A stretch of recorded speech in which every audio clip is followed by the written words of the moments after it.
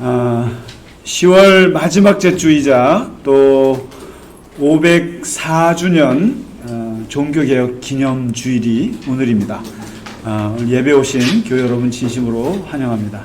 이 시간에 경건한 마음으로 하나님께 예배 드리겠습니다. 다 함께 묵도하시겠습니다.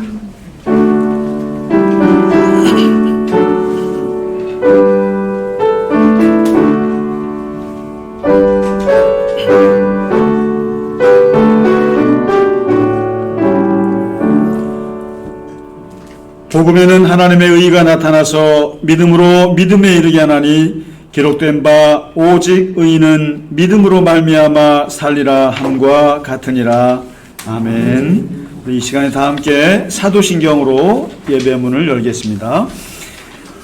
나는 전능하신 아버지 하나님 천지의 창조주를 믿습니다. 나는 그의 유일하신 아들 우리 주 예수 그리스도를 믿습니다.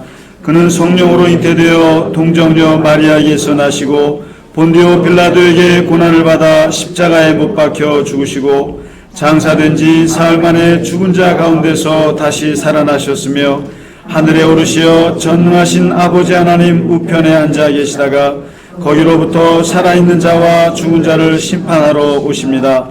나는 성령을 믿으며 거룩한 공교회와 성도의 교제와 죄를 용서받는 것과 몸의 부활과 영생을 믿습니다. 아멘.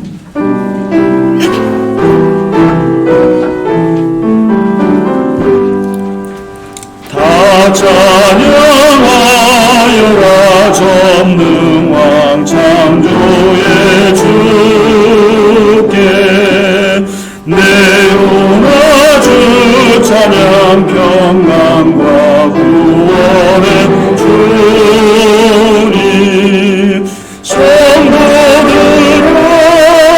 주 앞에 이제 나와 즐겁게 찬양하여라 다 찬양하여라 놀라운 만유의 주께 복음한 날개 민들 품어 주시는 주님 성도들아 주님의 뜻 안에서 내 소원 다 이루리라.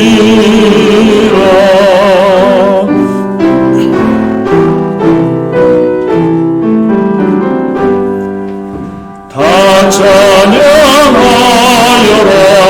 온 몸과 마음을 바쳐 이 세상 만물이 주 앞에 다 나와 찬양 성도들아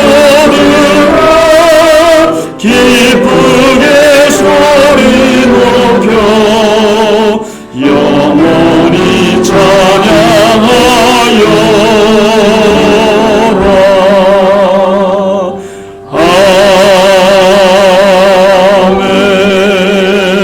아멘. 교동문 104번 오늘 종교개혁 말씀이 되겠습니다. 나의 힘이신 여호와여 내가 주를 사랑하니이다. 여호와는 나의 반석이시요 나의 요새시요 나를 건지시는 이시요 나의 하나님이시요 내가 그 안에 피할 나의 바위시요 나의 방패시요 나의 구원의 뿌리시요 나의 산성이시로다. 예수께서 이르시되 오히려 하나님의 말씀을 듣고 지키는 자가 복이 있느니라 하시니라. 내가 복음을 부끄러워하지 아니하노니 이 복음은 모든 믿는 자에게 구원을 주시는 하나님의 능력이 됨이라. 먼저는 유대인에게요 그리고 헬라인에게로다. 복음에는 하나님의 의가 나타나서 믿음으로 믿음에 이르게 하나니 기록된 바 오직 의인은 믿음으로 말미암아 살리라 함과 같으니라. 너희가 내 말에 거하면 참으로 내 제자가 되고 진리를 알지니 진리가 너희를 자유롭게 하리라. 우리 주 예수 그리스도로 말미암아 우리에게 승리를 주시는 하나님께 감사하노니 그러므로 내 사랑하는 형제들아 견실하며 흔들리지 말고 항상 주의 일에 더욱 힘쓰는 자들이 되라. 아멘.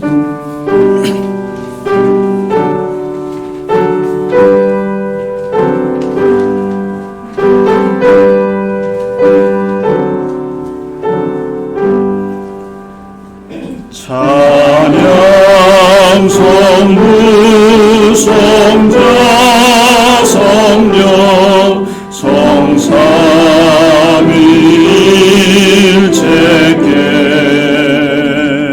영원후 아리까지 영광을 돌리세. 영광을 돌리세. 아멘.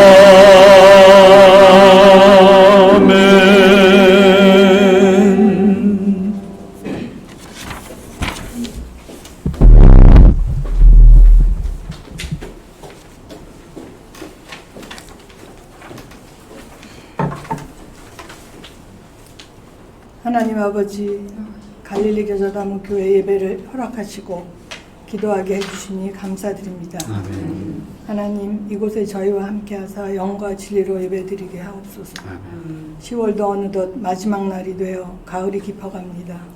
코로나로 인해 지구의 시계가 멈춘 것 같다고 느꼈지만 하나님께서 정해놓으신 시간은 하루하루 변화하며 빠르게 지나갑니다.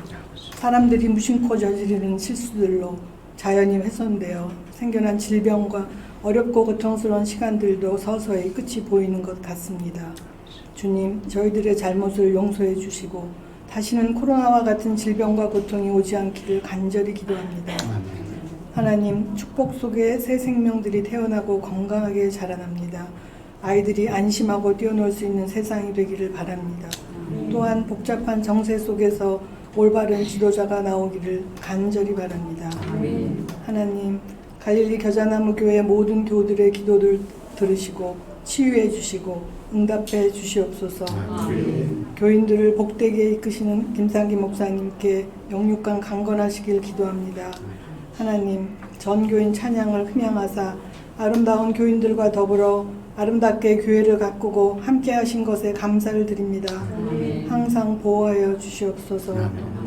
바울 사도의 말씀처럼 그리스도가 이끄는 소명에 따라 사명의 삶이 무엇이며 우리의 소명은 무엇인지 하나님께서 이끌어 주실 것을 믿으며 이 모든 말씀을 예수 그리스도의 이름으로 간절히 기도드립니다. 아멘.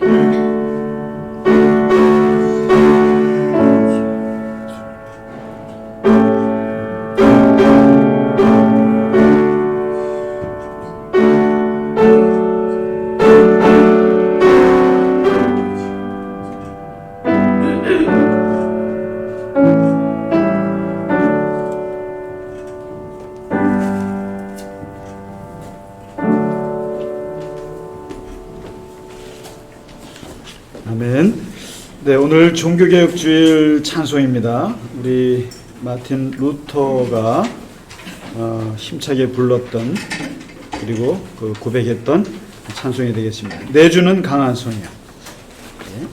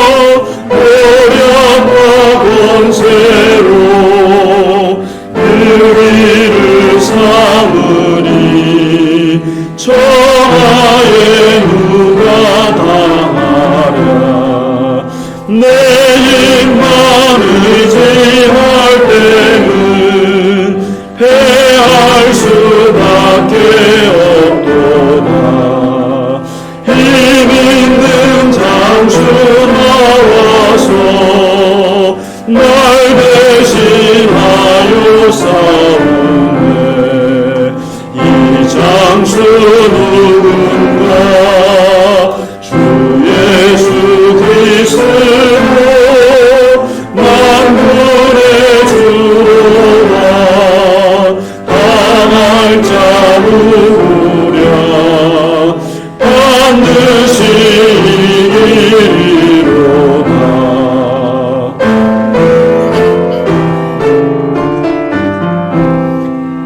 이 땅의 막을 끌어 우리를 삼키려 하나. 겁내지 말고 서거라. 진리로 이기리로다. 진정과 재물과 명예와 생명을 다 빼앗긴 대로 진리는 사라져 그 나라 영원하리라.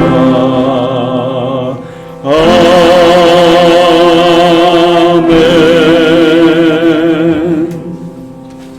아멘. 여러분, 이 찬송 이 곡조가 사실은 루터 시대의 맥주집에서 부르는 대중가요에다가 가사를 넣은 겁니다. 찬송가는 그렇게 나온 거예요, 사실은. 우리가 보통 건전가요, 가요에서 찬송가들이 많이 나와요, 사실은. 여러분 아시잖아요. 아리랑에서 지금 미국의 찬송가에 들어간 거 아시죠? 그런 거예요. 이게 독일 사람들 맥주집에서 부르는 그런 그 대중가요에 루터가 가사를 넣어서 한 곡인데 이게 이렇게 은혜로운 찬송이 되지 않습니까? 사실은 저는 그 성지순례를 간다 그러면은 한 3번 정도 가면 좋겠다 생각을 해요.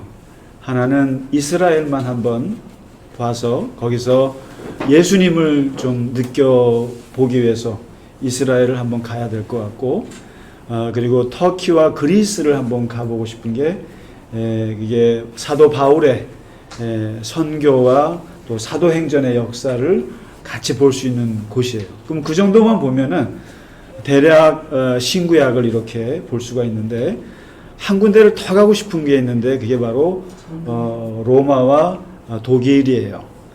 사실 이 종교개혁지는 사실은 우리 개신교의 가장 가까운 유산이기도 합니다.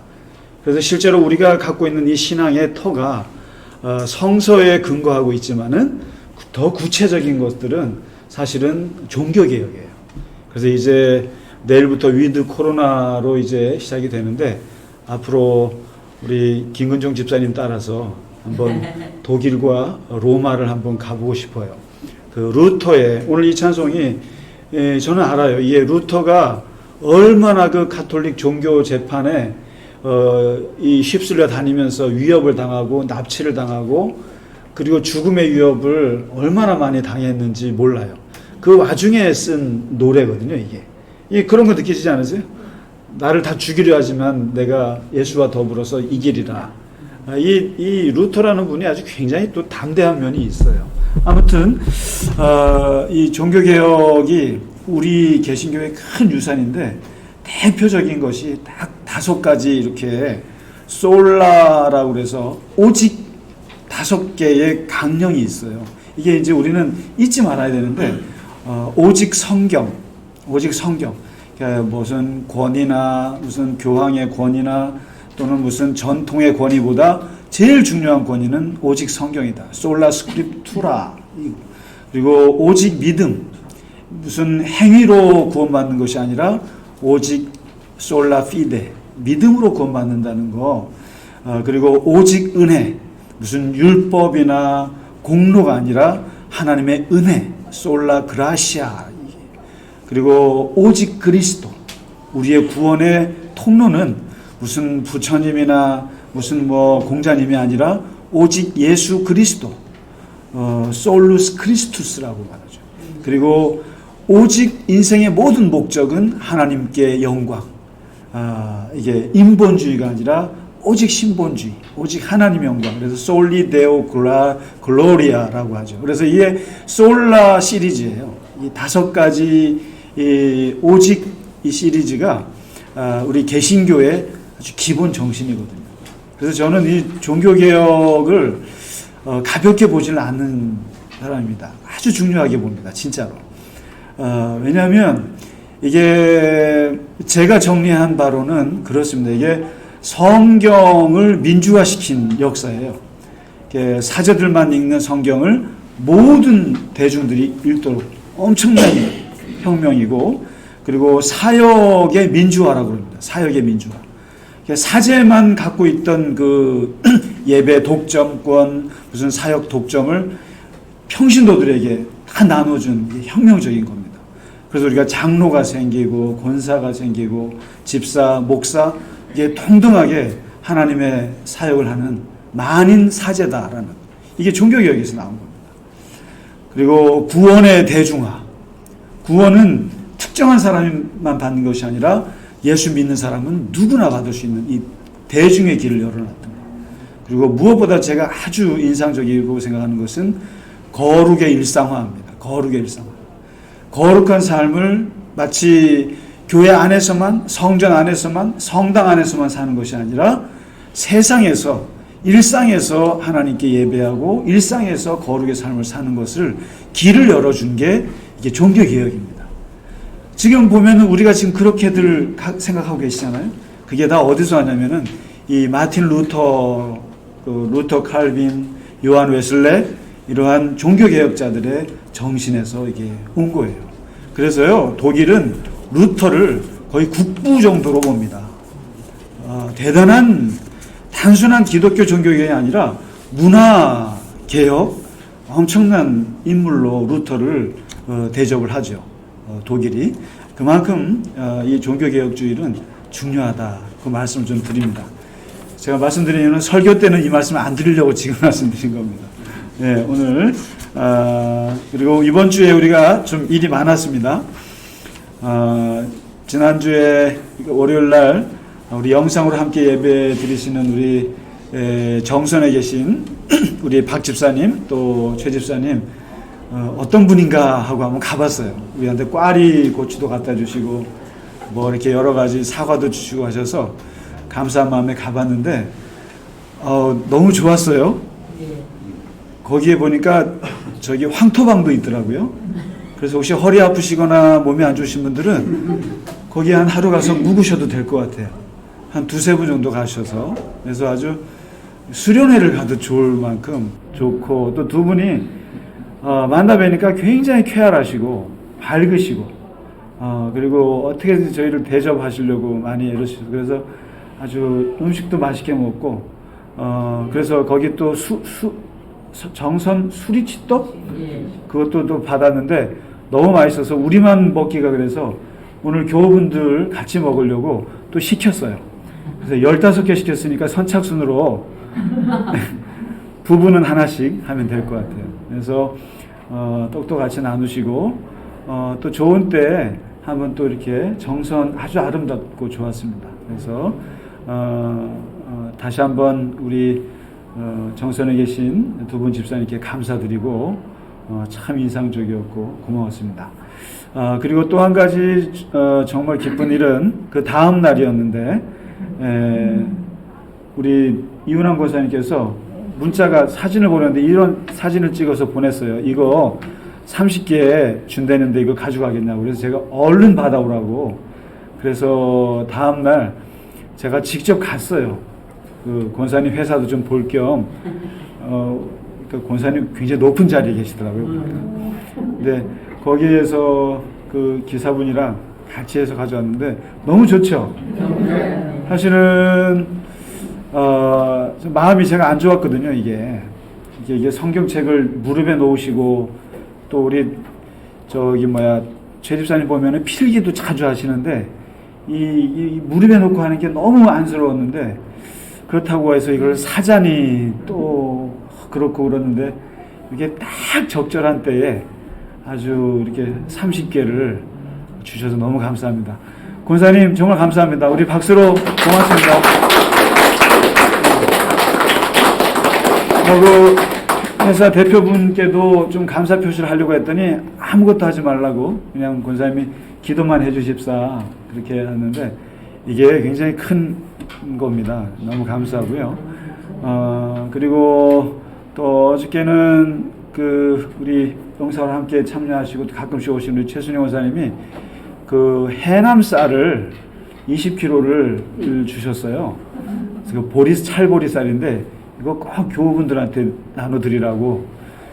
갑자기 우리가 무슨 재난 당하신 오늘 20kg니까 아마 한 2kg씩 1.5kg씩 아마 이따가 전사님 떡이랑 오늘 전부 다 오늘 봉지에 하나씩 예? 추수감사절도 그러게 말이에요. 보리쌀 받아가시고요. 그리고 우리 또 우리 구건사님이 또 쌀을 어디서 주신다 그거 제가 가지러 가려고요. 그래서 그거는 또 우리 한꿈학교나 이게 20kg면 많아요, 양이요. 네, 그래서 어쨌든 좀 나눠 먹고 우리도 좀 먹고 또 나눠도 주고 그렇게 하면 좋겠어요. 많지는 않아도 어쨌든 우리보다 못 먹는 분들 이게 귀한 겁니다, 아주. 그래서 제가 어제 가서 그 최권사님 그 사무실에 가서 기도해드리고 또 그 쌀을 얼른 받아왔어요. 받아오고 또 그분이 또 이렇게 의자 또 헌금도 하셨는데 그것으로 인해서 이렇게 또 좋은 게 생겼다 감사했는데 여러 가지로 감사합니다. 예.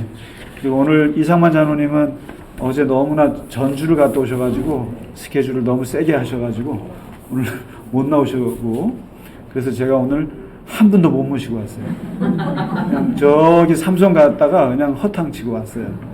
안 집사님은 또 부산에 계신다고. 그래서 또 우리 박영수 권사님은 그 이 코로나 때문에 요양원에서 절대로 주일날 어디 못 가게 한대요. 감시를 한답니다. 또 집에는 오셨는데 그래서 다음에 아무튼 지금 한 가지 이제 내일부터 위드 코로나 시행이 되는데 그렇습니다. 모든 전쟁에서 가장 사상자가 많이 나올 때는 후퇴할 때예요. 이게 후퇴할 때 제일 많이 죽습니다. 왜냐면 이게 우리가 너무너무 바랐던 위드 코로나인데 이제 정부도 예상하잖아요. 한 5,000명씩 나올 수 있다고. 그러니까 옛날에 방역할 때 걸리나 지금 걸리나 바이러스는 안 봐주는 거예요. 그리고 그때 걸리는 게 차라리 나아요. 지금 걸리면 더 억울합니다. 그래서 이게 이제 풀어졌다고 해서 이렇게 마음을 놓으시면 안 될 것 같아요. 그래서 더 조심하고 우리도 예배도 조심하고 해서 하여튼 걸리지 않도록 서로 조심해야 될 것 같습니다.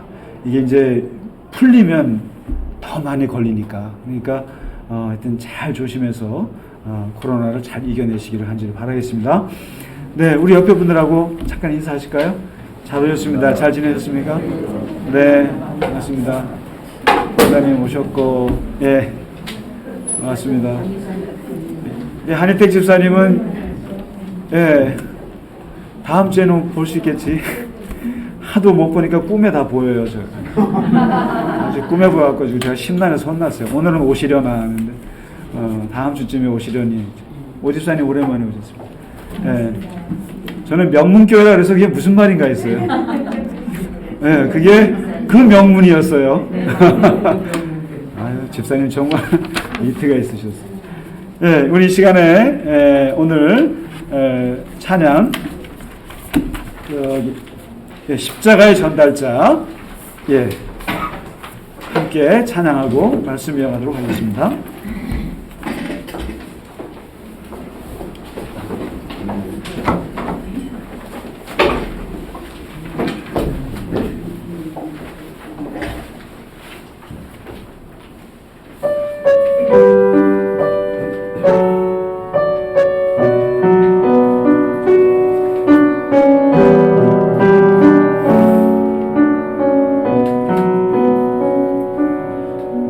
지극히 작은 자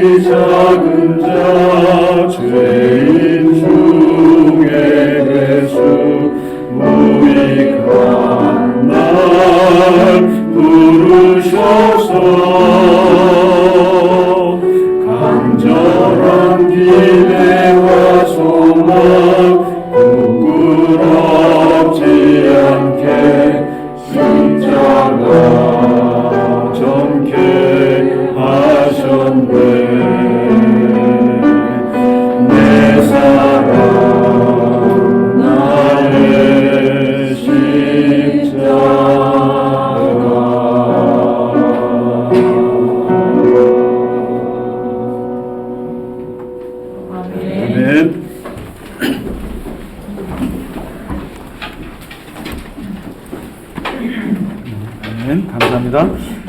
네, 오늘 우리에게 주시는 하나님의 말씀은 사도행전 22장 24절에서 30절까지 말씀이 되겠습니다. 24절에서 30절입니다. 우리 같이 합독해서 읽도록 하겠습니다.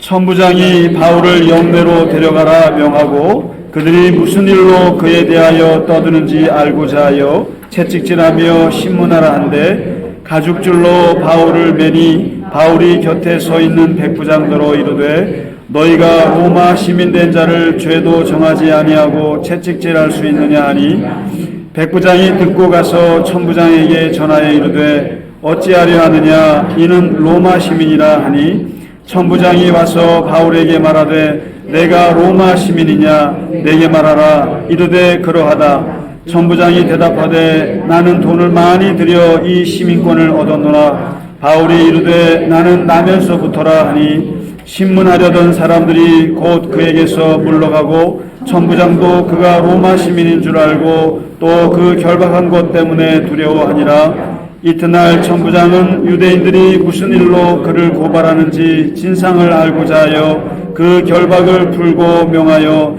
제사장들과 온 공회를 모으고 바울을 데리고 내려가서 그들 앞에 세우니라. 아멘.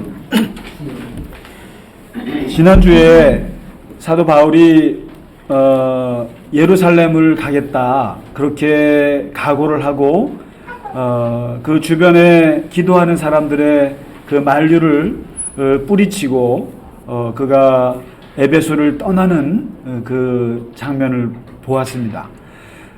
거기에 보면 그 정말 성령도 말리지 못할 만큼 바울의 의지는 너무나 확고했고 그리고 그가 예루살렘에서 죽을 것이라고 하는 각오까지 단단히 하고 간 거예요. 마치 이렇게 생각하시면 좋을 것 같아요. 예수님의 예루살렘이나 바울의 예루살렘은 이제 마지막 죽음의 장소요. 또 그 예루살렘은 마지막 십자가에 마무리를 하는 그것으로 보통 생각을 하죠.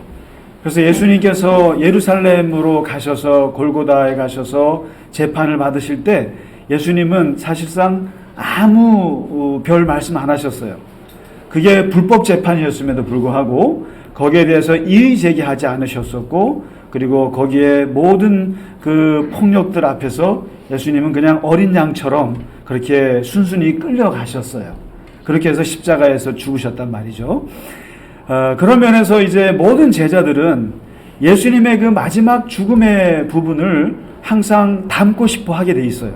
우리도 그러하잖아요. 그래서 이제 사도 바울도 예수님의 그 마지막 죽음처럼 나는 예루살렘으로 가면은 당연히 이제 죽을 수밖에 없는 그런 걸 알았기 때문에 죽음을 각오하고 갔단 말이에요. 갔는데 문제는 그 예루살렘에서 사도 바울이 죽으면 안 되겠다라는 판단을 해요. 여기서 사도 바울의 꿈은 예수님하고 조금 달랐어요. 예수님은 예루살렘이 그분의 인생의 끝이었지만 사실 사도 바울이 받은 비전은 예루살렘이 끝이 아니었어요.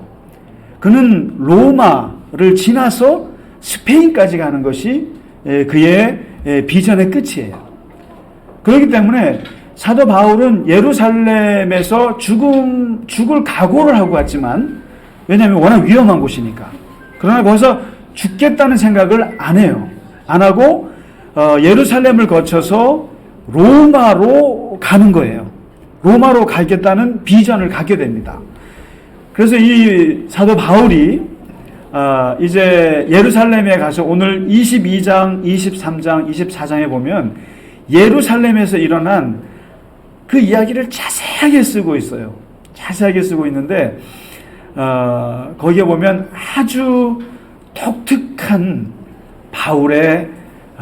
바울이 가지고 있는 이 자산이 나와요.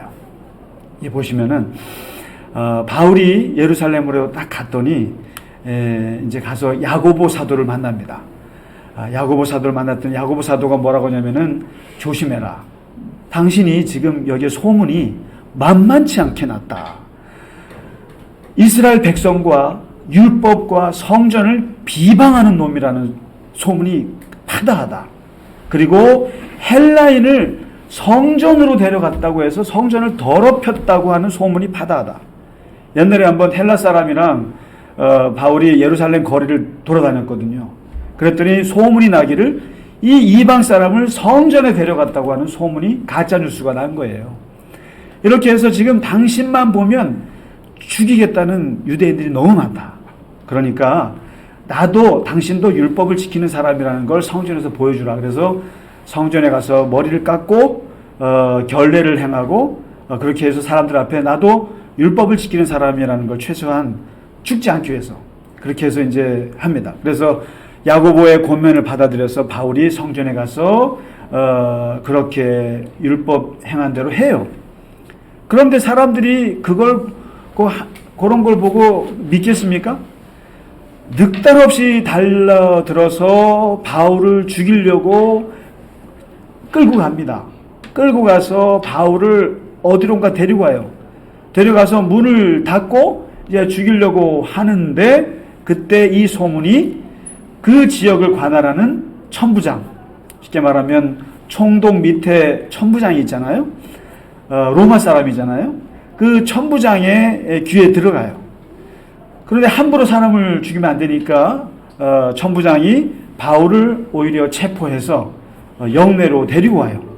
데리고 오니까 갑자기 바울이 얘기합니다. 헬라 말로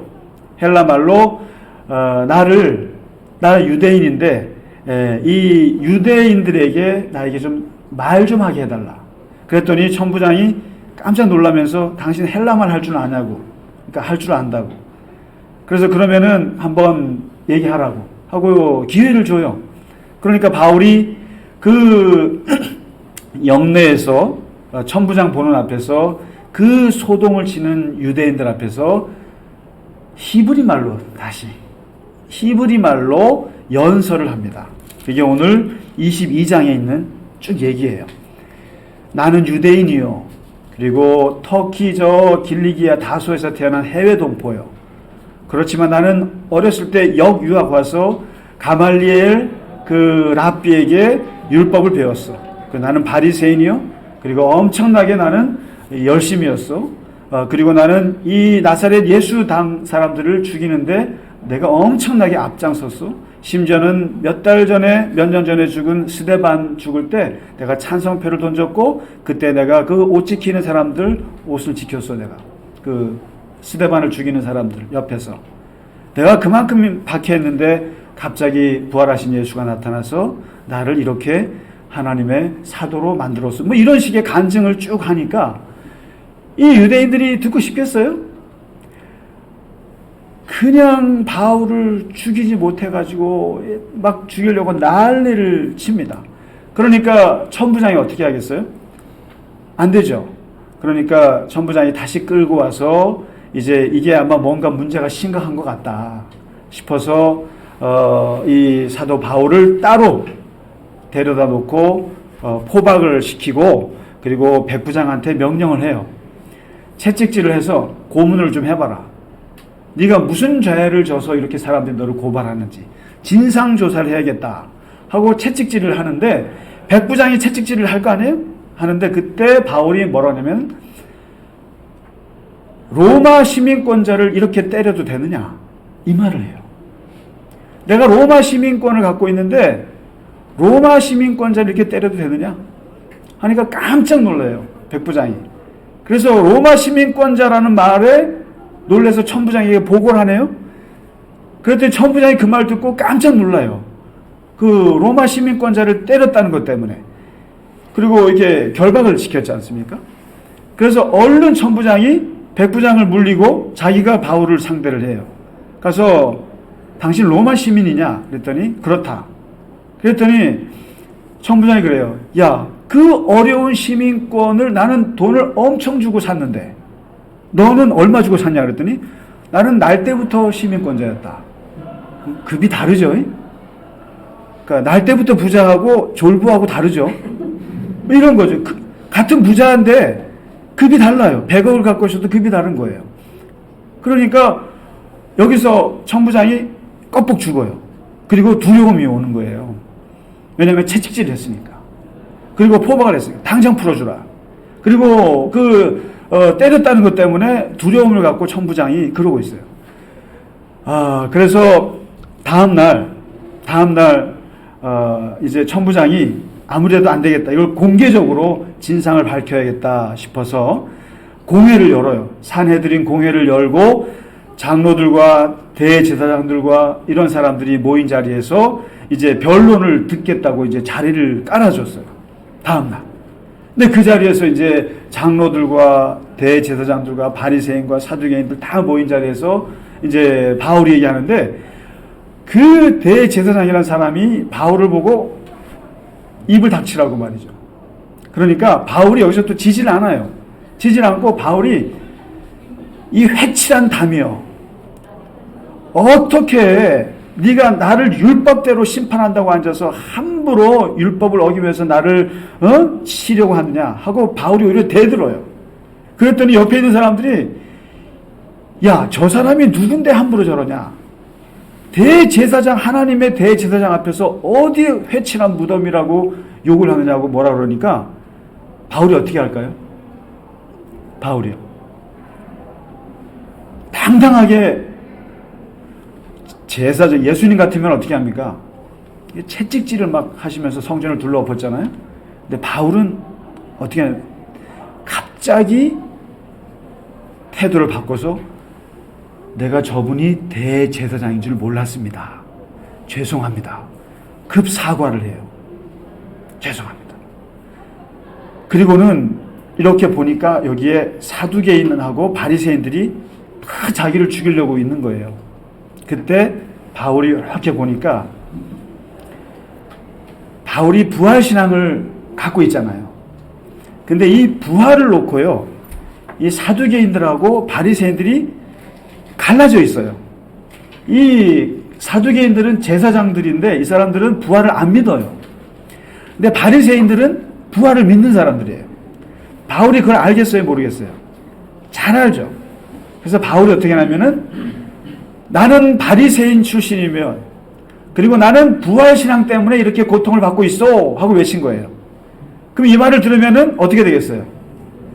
사두개인과 바리새인이 쫙 갈라지는 거예요. 바리새인들이 갑자기 누구 편이 돼요? 바울 편을 드는 거예요. 우와, 제가 바리새인이었어? 부활을 믿어? 우리도 부활을 믿는데? 그러면서 갑자기 바리새인들은 친 바울이 되고 사두개인은 반 바울이 된 거예요. 그러면서 자기들끼리 싸워요. 그러면서 결론이 안 나는 거예요. 이러다가 싸움이 안 나니까 천부장이 다시 데리고 가서 이제 안 되겠다 하고 데리고 있는데 여기서 아주 묘한 무서운 일이 발생합니다. 그게 바로 지난주에 말씀드렸죠. 바울 암살당 40명이 생겼다고. 그 사람들이 모략을 꾸며요. 안 되겠다. 법으로는 얘를 못 죽이겠다. 그래서 장로들한테 건의를 해요. 내일 다시 한번 공회를 열어달라고 천부장에게 부탁을 하시오.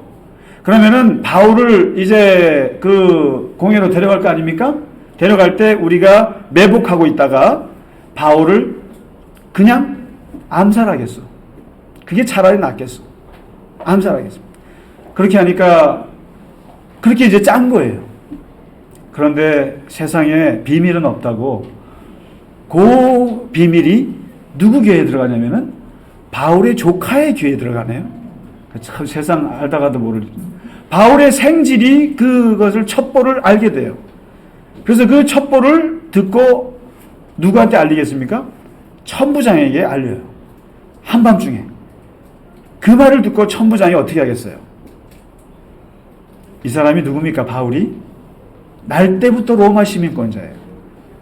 그래서 이 사람이 살해를 당하면 안 되니까 그날 밤에 군사 470명을 동원해요. 보병 200명, 기병 70명, 창병 200명, 도합 470명의 군대를 소집을 해서 바울을 한밤중에 이송을 합니다. 이 생각해 보세요. 사람 한 사람을 놓고 470명이 군인이 둘러싸서 그를 가이사랴에 있는 총독 벨릭스에게로 데리고 갑니다. 그게 오늘 22장, 23장의 이야기예요. 두 장이. 굉장히 길죠. 근데 이 이야기 속에서 사도 바울의 예루살렘에서 바울을 이게 예언했잖아요. 넌 죽을 거다. 아가보가 예언했지 않습니까? 그런데 그 죽음의 위협이 지금 계속 도사리고 있는 상황에서도 바울이 살 수 있었던 거. 그리고 바울은 여기서 죽으면 안 되겠다라는 생각을 했어요. 보면은 하나님께서 너는 예루살렘에서 죽지 않고 로마에서도 나의 말씀을 전해야 하리라. 그 비전을 받게 돼요. 그러니까 바울은 여기서는 어떻게 해서든지 살아나야겠다는 생각이에요. 예수님하고 달라요.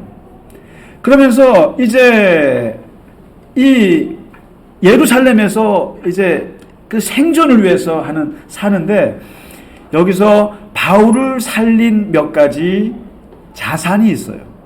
유산 같은 게 있어요. 그게 뭘까요? 지금 아까 이야기 속에서 나온 몇 가지가 있어요. 이게 아주 구체적인 내용입니다. 이게 오늘날 우리들에게 실제적인 신앙에서도 중요한데요. 이게 뭐냐면 첫 번째가 누가 뭐라 그래도 부모로부터 받은 유산이 있어요. 바로 로마 시민권이에요. 이 로마 시민권은 오늘날 미국 시민권하고는 급이 달라요. 로마가 지중해 전 지역을 식민지로 삼아서 다스리고 있을 때예요. 그때 로마 시민이 된다고 하는 것은 어마어마한 거예요. 그래서 로마 시민이 되면 투표를 할 수 있어요. 그 의회에서. 그리고 로마 시민이 되면은 공직에 나갈 수가 있어요. 로마 시민이 아니면 못 나가요. 그리고 사업을 할 수가 있어요. 그리고 자기가 시민권이면 시민권 가고 있으면 자식들한테도 계승할 수가 있어요. 그리고 이주할 때에도 로마 시민권자를 갖고 있으면 사람들이 보호를 해주게 돼 있어요. 그리고 가장 좋은 게 뭐냐면은 여러분 국회의원 제일 좋은 게 뭐예요? 아무 말 해도 면책특권 있잖아요. 근데 로마 시민권을 갖고 있는 사람은 아무리 큰 죄를 지어도 채찍질하면 안 돼요. 포박하면 안 돼요. 함부로. 그리고 반란죄 외에는 사형에 처해지지가 않아요. 웬만한 죄를 짓고는 사형이 안 돼요. 그리고 사형이 되더라도 십자가형으로 죽진 않아요. 그래서 여러분 나중에 베드로는 십자가에 거꾸로 죽었지만 바울은 어떻게 죽습니까? 칼에 죽잖아요. 왜요? 로마 시민권자이기 때문에 십자가에는 안 매달렸어요. 급이 다른 거예요. 이렇게. 그리고 무엇보다도 이 통행증에 뭐가 써 있냐면은 이런 말이 있어요. 당신이 이게 딱 이제 얘를 죽이려고 할 때 로마 시민권을 내놓잖아요. 그러면은 거기 뭐라고 써 있냐면은 당신이 이 통행증을 가진 사람을 해치려면 당신이 로마 황제와 전쟁을 할 만큼 강한지 생각해 보라. 이런 말이 들어있어요. 다시 말해서 로마 시민을 건들면 그러면 그것은 너가 로마의 황제를 건드는 것과 똑같다. 그러니까 아예 생각도 하지 마. 죽였다가는 큰일 나. 그래서 실제로 로마 시민이 길을 가다가 실종이 되면 그 실종되는 그 거리까지 그 군인들이 다 진압을 하고 그만큼 로마 시민권자에 대한 게 컸어요. 그러니까 아까 바울이 나 태어나면서도 왜냐하면 아버지가 길리기아 다소 그게 로마 송령에 있는 데거든요. 그러니까 로마에 들어가 있는 데니까 거기서 아마 아버지가 공을 세웠거나 아마 뭔가 했던 것 같아요. 그러니까 이제 아들한테도 이어졌는데 이 로마 시민권이 있다라는 것 때문에 지금 천부장의 태도가 바뀌고 백부장의 태도가 바뀌고 앞으로 총독의 태도가 바뀌고 다 태도가 바뀌어요. 그리고 이 사람을 건들지를 못하는 거예요. 근데 이 바울이요, 이 로마 시민권에 대해서 이중적인 생각을 갖고 있어서 사실은요. 빌립보서에 보시면은 바울이 빌립보라는 데가 어떤 데입니까? 거기가 퇴역 군인들이 많이 와서 살던 곳이에요. 로마를 위해서 싸우다가 퇴역된 사람들에게 로마 시민권을 줘서 거기서 편안하게 연금 받고 사는 곳이 빌립보예요. 그래서 그 빌립보서에서 그러니까 그 사람들이 얼마나 이걸 자랑했겠어요? 그걸 보고 바울도 로마 시민권자지만 뭐라고 하냐면 우리는 하늘의 시민권자다라고 얘기했어요. 이 땅의 로마 시민권은 아무것도 아니다 사실은. 그거는 티끌 같은 거다. 우리에게 정말 중요한 것은 하늘의 시민권. 하나님 나라의 천국 시민권자다. 이거를 강조했던 분이에요. 그런 분이 오늘 죽기 직전에 이르니까 뭐라고 합니까? 나 로마 시민권자야. 나 건들지 마. 어떻게 나에게 채찍질하느냐.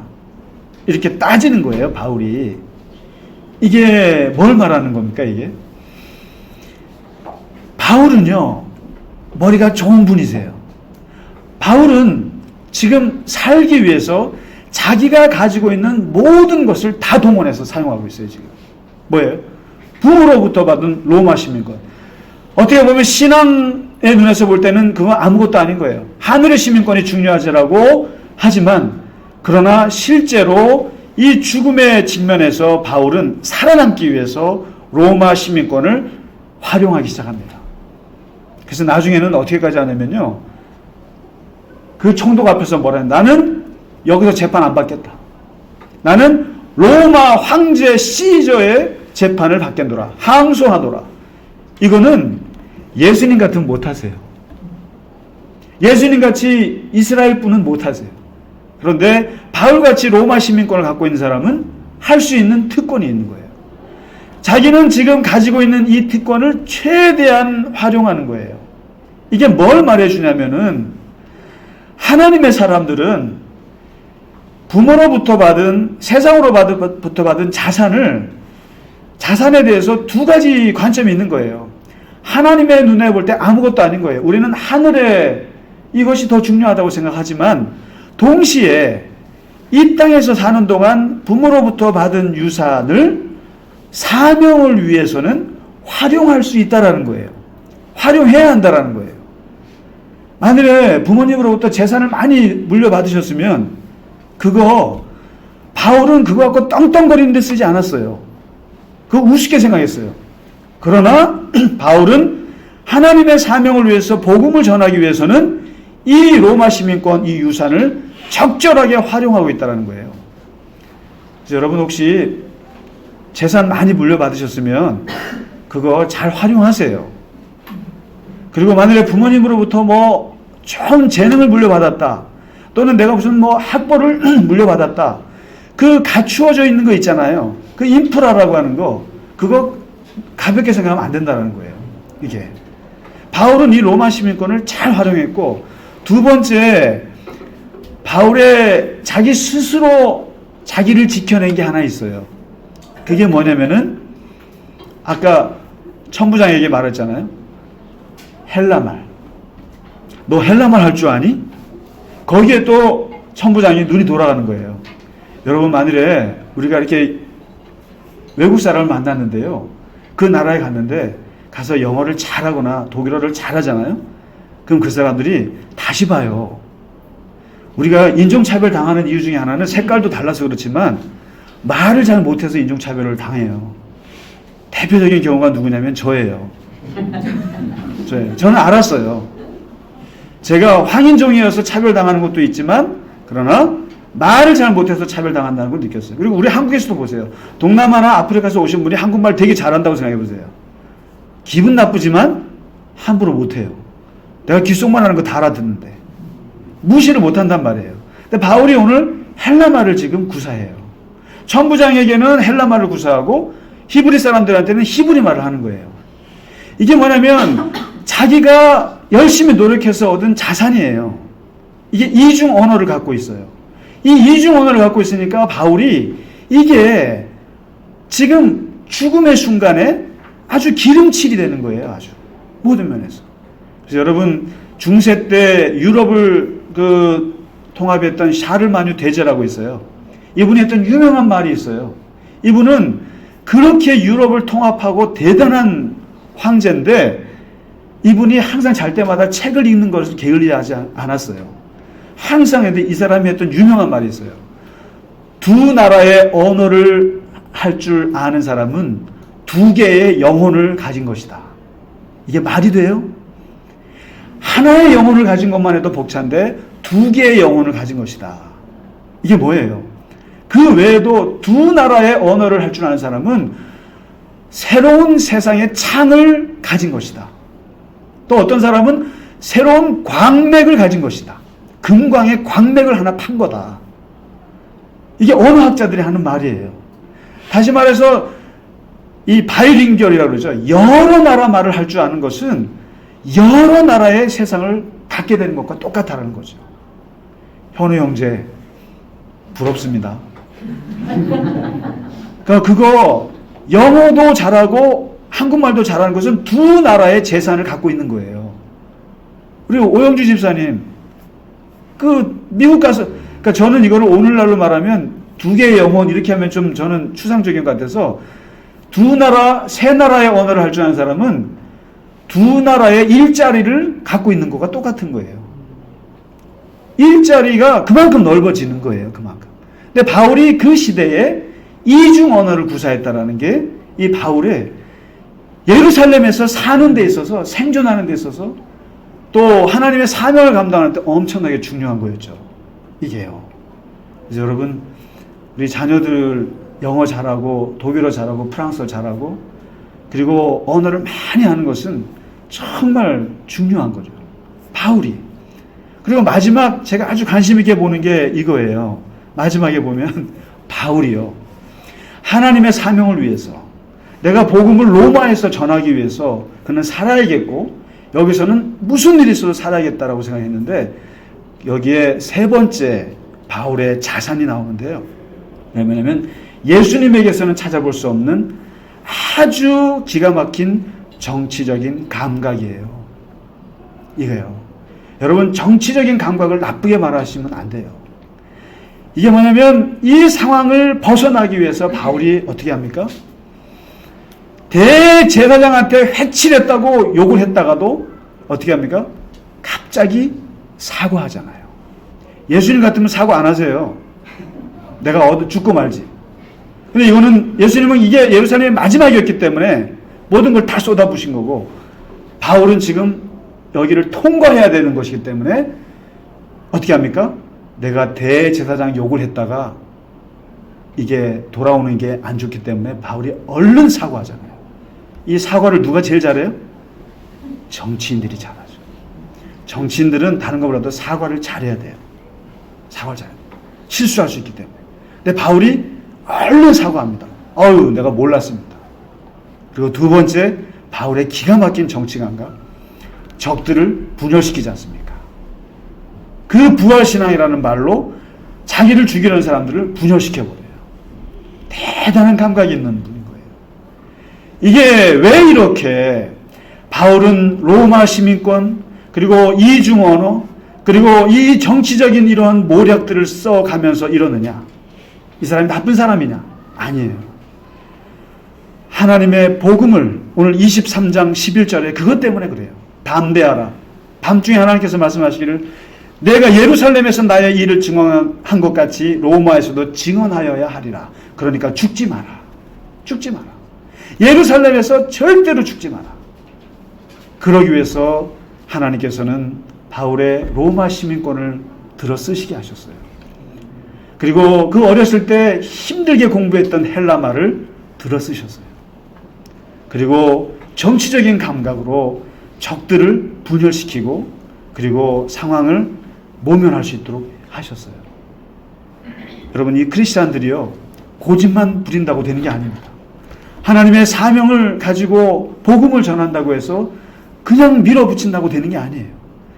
하나님께서 나에게 주신 좋은 자산이 있으시면 그것을 잘 쓰시라고 하나님께서 주신 줄로 믿습니다.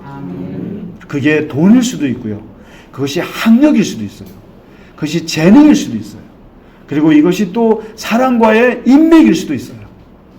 그런 모든 것들을 나쁘게만 보면 안 돼요. 그것을 사람들한테 자랑하는 데 쓰고 함부로 세상에서 누리는 데 써서 그렇지 그것은 하나님 앞에서 굉장히 귀한 자산이 될 수 있고 굉장히 하나님께서 쓰시는 귀한 보화 같은 것인 겁니다. 그것 때문에 교회가 사는 거예요. 또. 그런 것을 쓰시기 때문에. 저는 그런 거 많이 경험합니다. 그래서 오늘 사도 바울이 하나님의 사명을 위해서 그가 살아남기 위해서 그가 썼던 이 귀한 물질적인 세상의 자산을 하나님을 위해서 잘 활용했듯이 그러한 지혜가 우리 모두에게 함께 철철 넘쳐 흐르시기를 간절히 바랍니다. 우리 같이 시간에 찬양 드리고 예배를 마치겠습니다. 주기도문으로 함께 기도하는 마음으로 봉헌하도록 하겠습니다.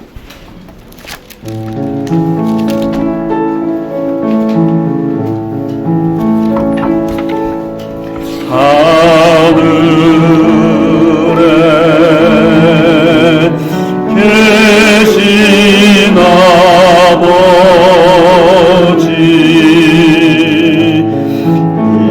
이름 거룩하사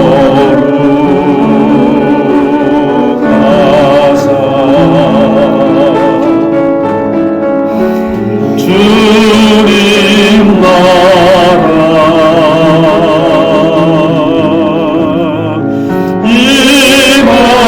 임하시고 뜻이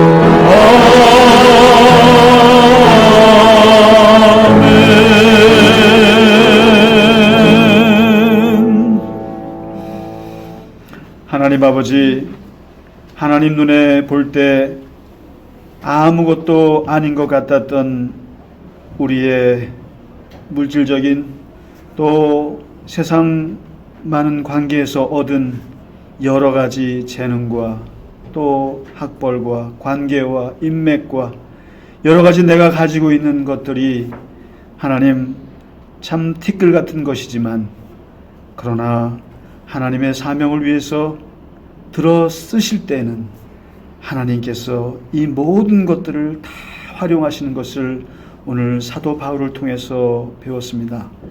아버지 하나님, 하나님께서 우리에게 주신 이 귀한 선물과 유산들을 귀하게 여기게 하시고 하나님의 사명과 주의 복음과 하나님 나라를 위해서는 이 모든 것들을 아낌없이 하나님 사용하며 활용하며 또 우리의 생존을 위해서 하나님의 영광을 위해서 하나님 살아갈 수 있도록 이 모든 것들을 하나님 사용하여 주시옵소서.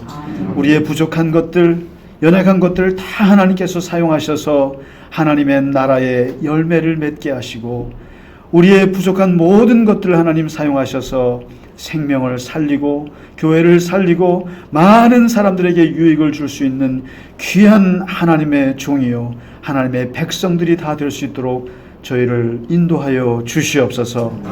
아버지 하나님, 이 시간 주 앞에 드린 예물이 하나님 함께 하시고 하나님께서 그 드린 손길을 축복하시고 늘 동행해 주시며 항상 하나님께서 보호하시고 인도하여 주시옵소서. 이제는 우리 주 예수 그리스도의 크신 은혜와 하나님 아버지의 지극하신 사랑하심과 성령의 감화, 감동, 위로, 교통하심이 오늘 사도 바울과 같이 자신이 가지고 있는 모든 것을 로마에서의 복음 증거를 위해서 사용하려고 하는 그 바울의 열정과 같이 하나님의 모든 자녀들에게, 또한 갈릴리 겨자나무 교회 모든 교우들과 또한 영상으로 함께 예배하는 모든 형제 자매들 머리 위에 이제로부터 영원까지 함께 하시기를 간절히 축원하나이다. 아멘.